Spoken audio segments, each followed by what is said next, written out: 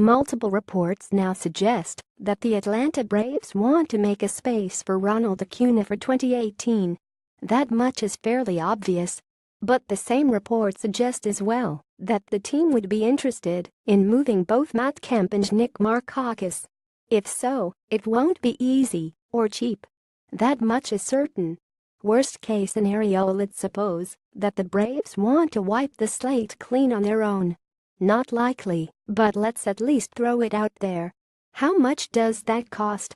Matt Kemp $43.5 million minus $6 meters total credit back from San Diego. Nick Markakis $10.5 million. Jim Johnson $4.5 million. A Dickey $500K option buy it. Wait a sec, Johnson and Dickey, they aren't outfielders. Obviously, but their prices are still going to be part of the calculus. So if Atlanta were to clear the decks completely, the price would be $52.5 million. That's not going to happen. The Braves might eat some money, but this is crazy money. I do expect a buyout of Johnson's contract. Even at $4.5 million, it's hard to imagine a taker. Dickey's option may depend on Copy's confidence in acquiring another frontline starter, which would happen later. The other possibility is that his money could be used to assist in selling a suitor on Matt Kemp. Slightly better options. What are the priorities? Matt Kemp. Finding a new home for Matt Kemp is probably one, and that demands an American League team. But remember this, from last January there were multiple sluggers having trouble finding a job. That hasn't been an uncommon trend either. Justin Upton lingered in 2016 until the Tigers inked him, so long, in fact, that the Braves had even placed a tepid bid. In the end, exactly 5 free agent outfielders were inked to contracts of more than 1 year, and just 3 of those committed any team beyond $50 million. Yoenis Cespedes for $110 million, Dexter Fowler for $82.5 million, Josh Reddick $52 million. So who needs Kemp at any price? Let's tour the American League for DH needs. Justin Carlos Beltran, pending free agent.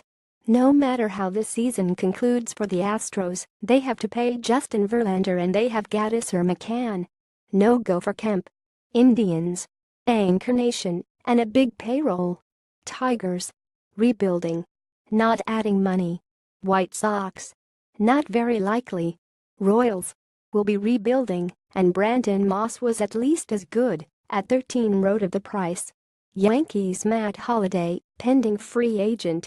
While New York could probably use Kemp, my suspicion is that they would be happier trying to fill this position from within. Red Sox. Hanley Ramirez isn't going anywhere, at least not yet. Baltimore. Trumbo. Toronto, starting their own rebuild shortly. Rays, not going to pay for Kemp at any price. Angels. Pujol says, not going to pay for Kemp and have a couple of better options. Mariners. Cruz Twins, not Licaliso. The Yankees are nothing even at half price or less. It would take considerable convincing to offload Kemp. So already, this is looking like a real tough sell, for it's hard to imagine Atlanta either eating $30 million or so, or kicking in a pitcher. Best guess he stays. Maybe spending more time as a bench bat and occasional DH, but he stays. Nick Markakis in year and $10.5 million. The publicly prevailing thoughts are that for a single-year deal, Nick is worth that, at least on field, if not also in the clubhouse. Maybe, but rebuilding clubs might not see it that way, and others tend to look at players like Markakis as useful, but final regular pieces of their own off-season roster building, which could mean that Atlanta might be able to move him, but later than earlier. Best guess he goes, but the Braves also kick in $2 million. So the new outfield.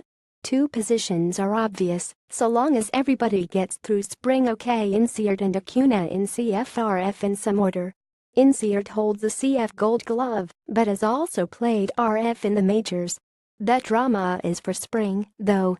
What about left field? Kemp, Lane Adams, somebody else? Want a crazy idea? Try this. The Angels got Justin Upton for their stretch run, perhaps hoping that he opts out of his contract. If not, that could hamstring the Angels, who are now committed to 3 players with deals over $22 million, and probably $160 million again. So maybe swap Kemp and Upton under those circumstances. The bad news, of course, would be the $88.6 million remaining on his deal over the next 4 seasons. It would be a risky bet, an expensive bet regardless. I don't expect this to happen. I do expect significant creative efforts to try and get Kemp elsewhere. If so, then the idea of keeping Nick Markakis becomes more palatable. If somehow Atlanta moves both cornermen, then I think they'd be happy to take their chances with Inciarte, Acuna, and a wild card. We'll worry about that if it actually happens.